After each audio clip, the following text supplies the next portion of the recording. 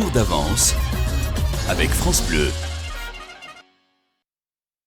Bonjour, c'est Christian Prudhomme, le directeur du Tour de France. 1er juillet 2020, Gap, Privas, nous irons des Hautes-Alpes en Ardèche. C'est le pays de l'olive jusqu'au pays du marron, une étape qui est faite plutôt pour les baroudeurs avec peut-être une longue échappée et pourquoi pas la victoire d'un fuyard. Le Tour de France, c'est dans 2 mois, 29 août, 20 septembre, mais France Bleu y est déjà. France Bleu.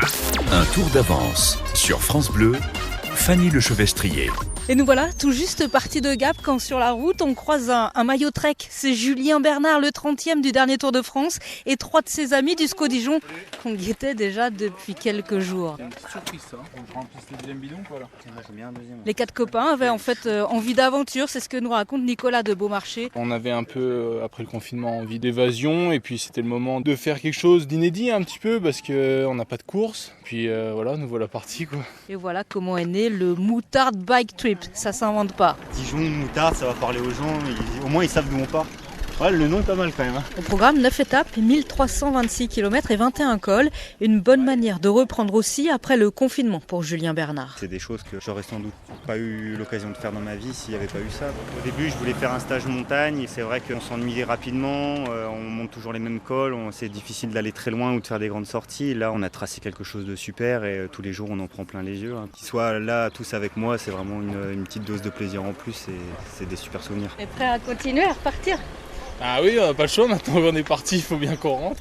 Et nous aussi on repart, on a pas mal de routes, direction l'Ardèche en passant par la Drôme et ses champs de lavande. Ça sent bon, on a ouvert les fenêtres de la voiture, on entend les grillons et puis ces effluves de lavande qui rentrent dans la voiture. C'est assez génial. Bonjour messieurs.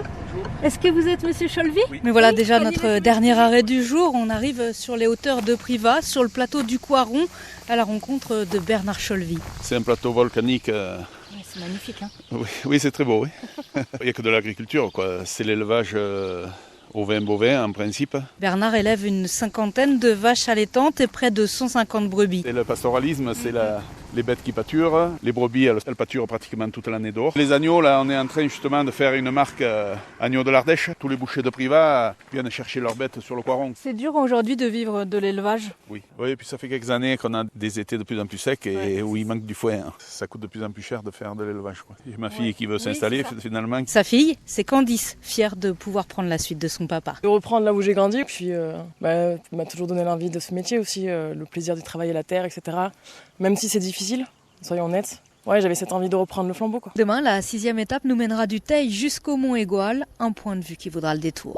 Retrouvez un tour d'avance chaque matin sur France Bleu. En partenariat avec l'équipe. Un tour d'avance chaque matin sur votre France Bleu.